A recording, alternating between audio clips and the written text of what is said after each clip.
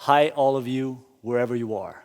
My name is Maicon Steuernagel, speaking from Norway for this OiC Sunday Reflection and our second letter from lockdown. What does lockdown look like where you are? I guess that would be kind of a weird question to be asking so broadly to everyone just over a year ago. But under this world pandemic, many of us have experienced lockdowns of some sort. So, what does lockdown look like where you are? What has it meant for you? Maybe you're someone else in the world and you're watching this on YouTube or on Instagram, or maybe you're even listening to it on our brand new OiC podcast, which we have just launched. Or maybe you're here in Oslo, which means you're also watching this on YouTube or on Instagram or hearing it on the podcast, because we're still not able to meet in person and to have our services here at Hasle Kirke together. Things are still quite restricted and have been for quite a long time here in Oslo. So that's invariably where we are speaking from. We're speaking from lockdown in Oslo and about how it affects our lives, and from how it affects our communities and how we think about these things. And so our new series of reflections is called Letters from Lockdown.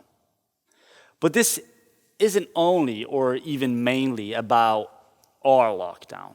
There are and there have been many lockdowns throughout history and throughout the world. And we have in this series the good company of the Apostle Paul, as he writes from his very real lockdown, which was a prison. And he writes to the followers of Christ in the city of Philippi. And the Philippians had also their own experience of restricted freedom as a group whose beliefs and style of life ran counter to the city that they lived in, and they were persecuted for that very reason. So, what do you write about? What do you think and talk about when you are writing from a reality of lockdown?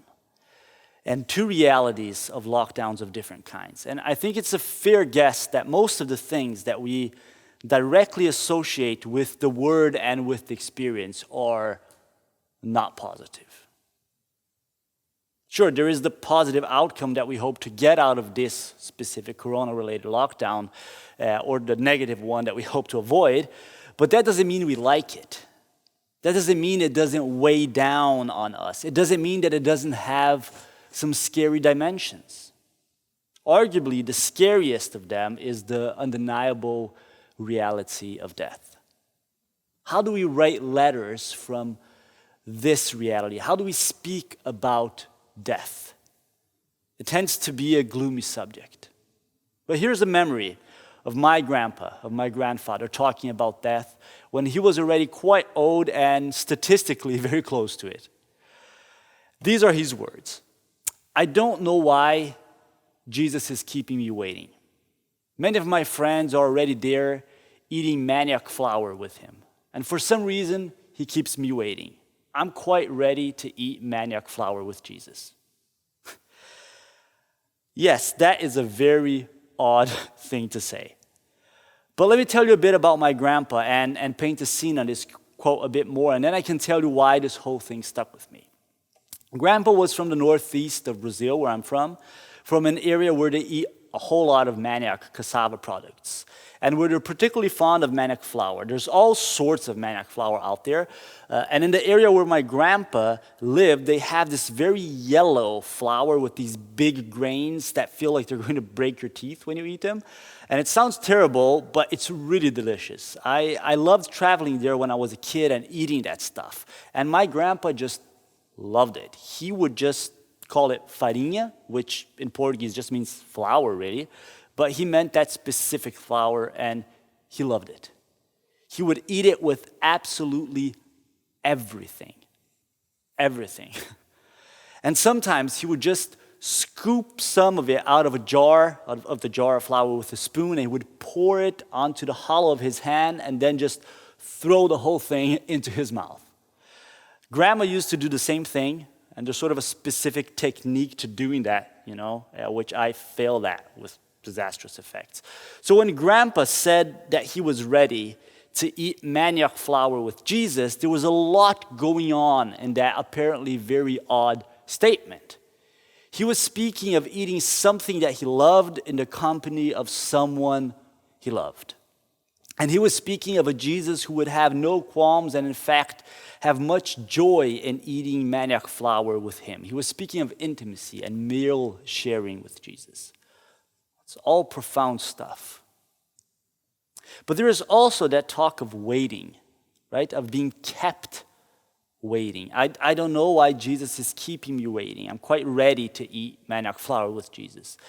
The words are filled with longing for what will come, for the then, which we feel is in contrast to the now. Perhaps that's the kind of thing that you say when you're done with the now, when you're sort of, tired or disillusioned of it all, waiting. But then the next thing you know, Grandpa is pouring another spoonful of manioc flour into the palm of his hand and joyfully scooping it into his mouth, and he's loving it. For some reason, that image, that sort of contrast is what stuck with me.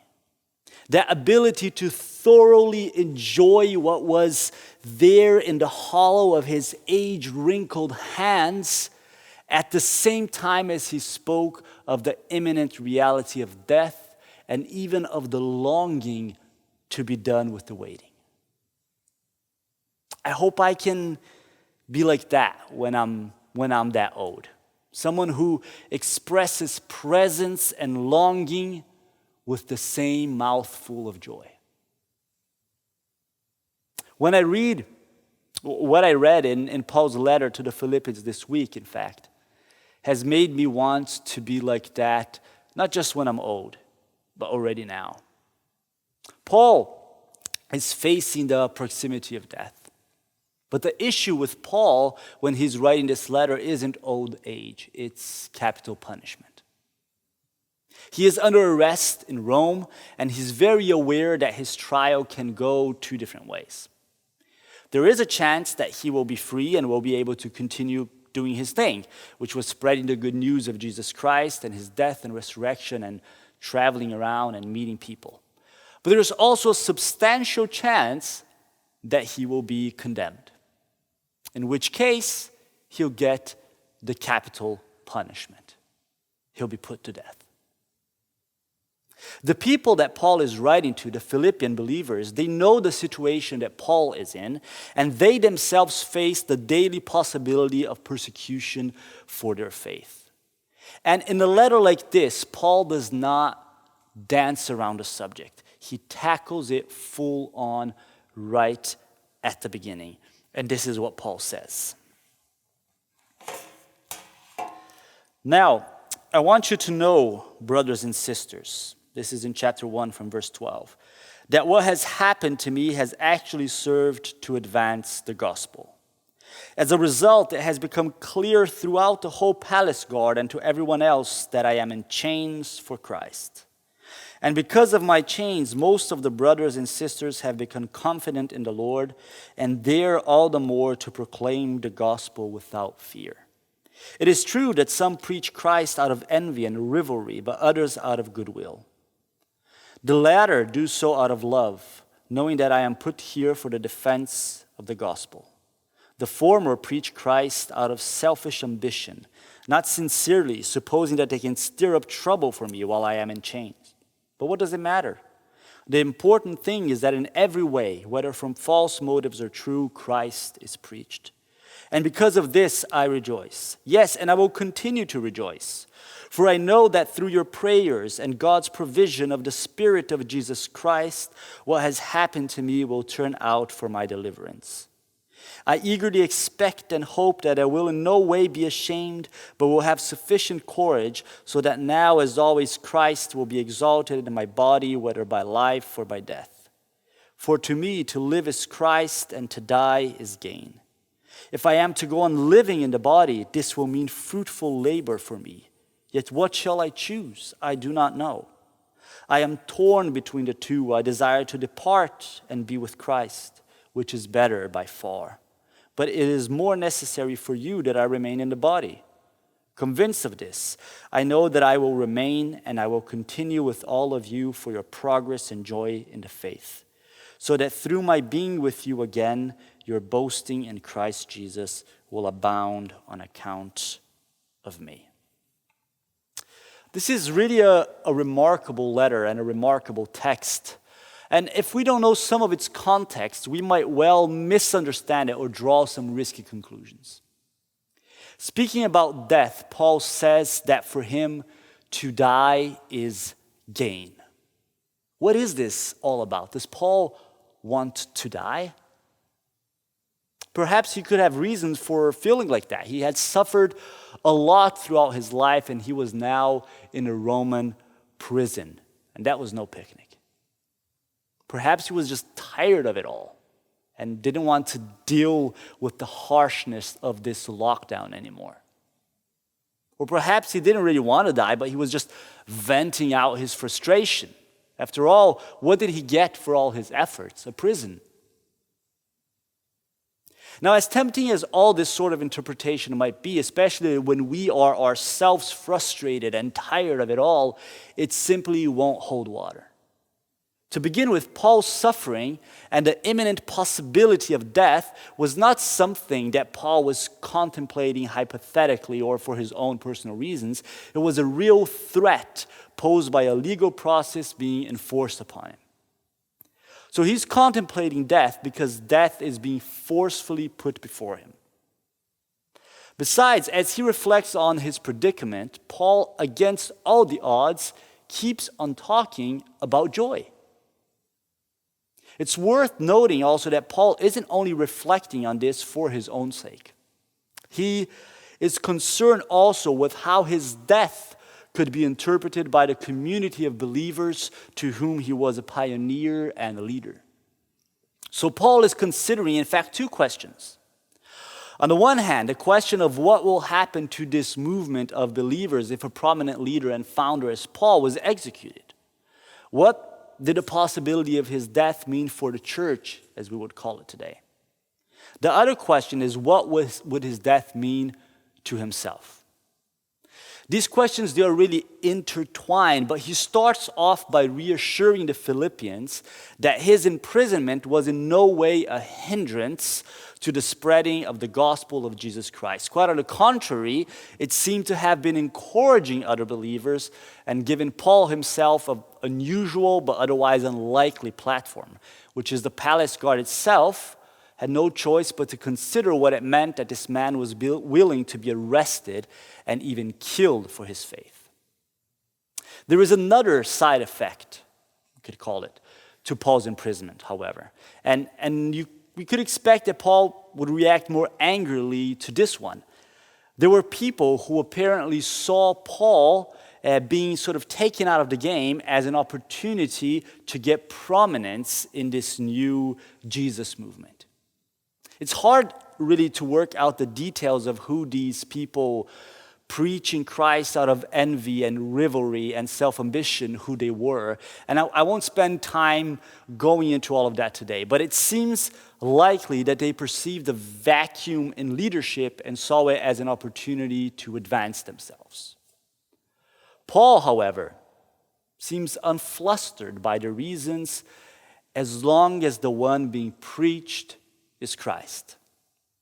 And this might seem very odd indeed and even offensive to more pious sensibilities, but it's coherent with the red line that Paul is threading throughout this whole section.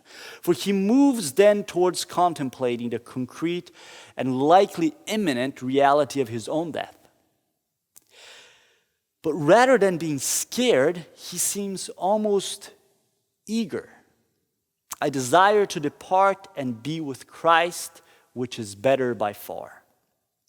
At the same time, he speaks of being convinced of continuing with all of you for your progress and joy in the faith. So what is it, Paul? Do you want to live or do you want to die? And the answer is that those things are not in opposition for Paul.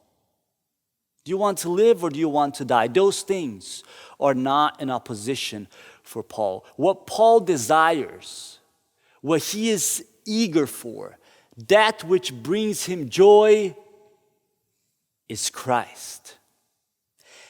I guess if we make those into nouns and we ask Paul if he wants life or death, then Paul wants life. And Christ is life. Also in death, Christ is life. That is the source of power and joy that Paul is drinking from and pouring out in these words.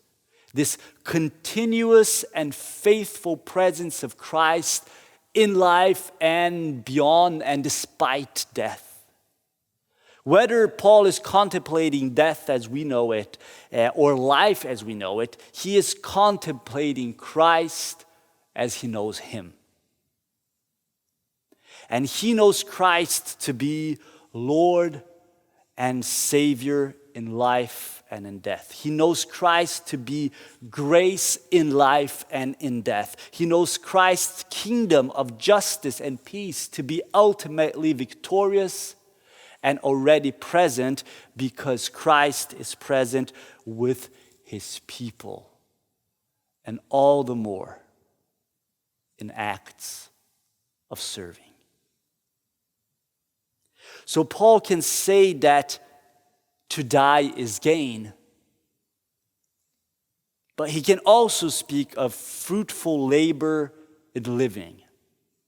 For both living and dying mean being with Christ. And it is in holding these together that Paul finds what he calls joy. And it is in holding these together that the Philippians find encouragement. And I particularly find it encouraging that Paul's theological flow leads him to think that he will live. Not because he's afraid of dying, but because he's eager to be together with the Lord who serves, the Lord who loves, the Lord who shows grace.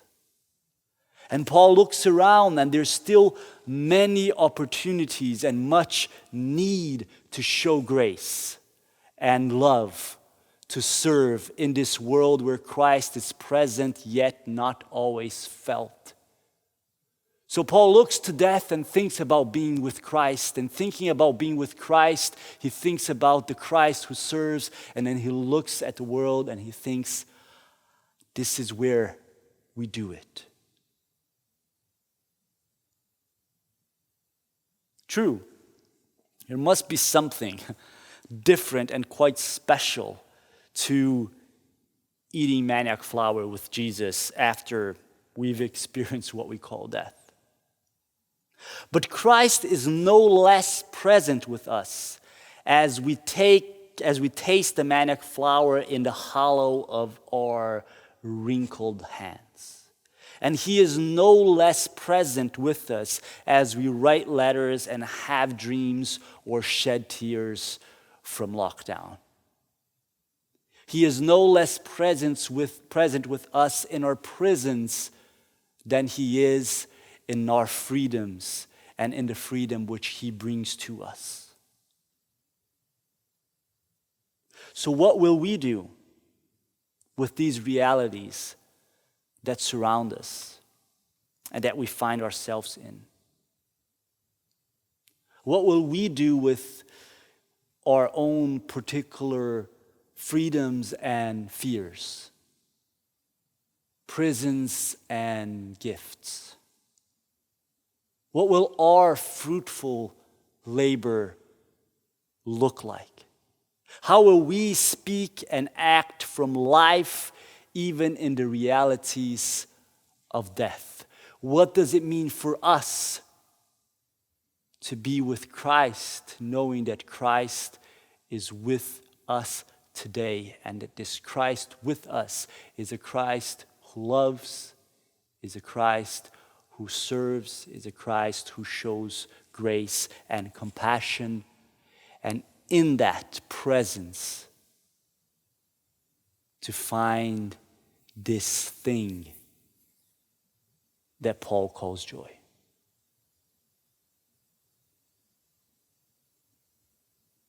What will it look like? So may the Lord bless us as we contemplate him. May the Lord make his face shine upon us and be gracious to us and be gracious to you. And may the Lord turn his face towards each and every one of you, there, where and when you are. And may he bring you peace. Go in peace and serve the Lord joyfully.